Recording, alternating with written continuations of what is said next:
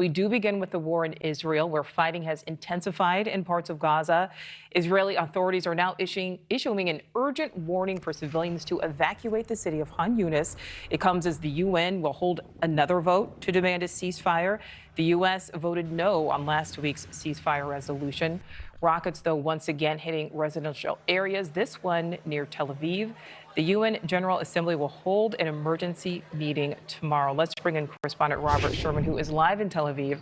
So, Robert, tell us, what is the IDF saying about these latest rounds of attacks?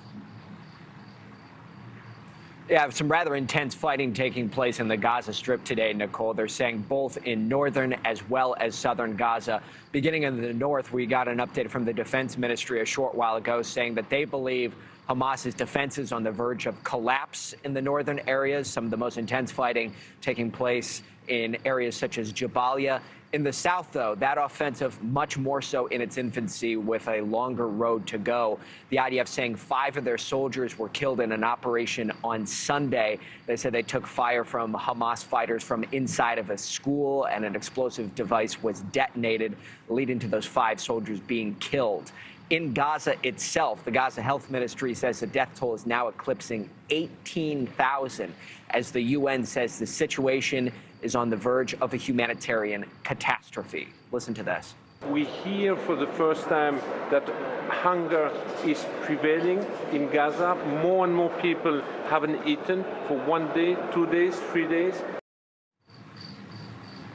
Over 100 hostages still being held inside of Gaza. We've now gotten word that one of those hostages has died. Sahar Baruch, who was taken from kibbutz Berlie on October 7th. That is a kibbutz that our NewsNation team was able to tour today, and still over 2 months after that initial attack, you can still smell the stench of death in the air, as you cannot mistake what has happened there. Still, so many people in that community have been reeling, as the IDF and people in that kibbutz say that bodies were destroyed to the point that they were reduced to ash, some of them dismembered beyond the point of identification. Listen to this.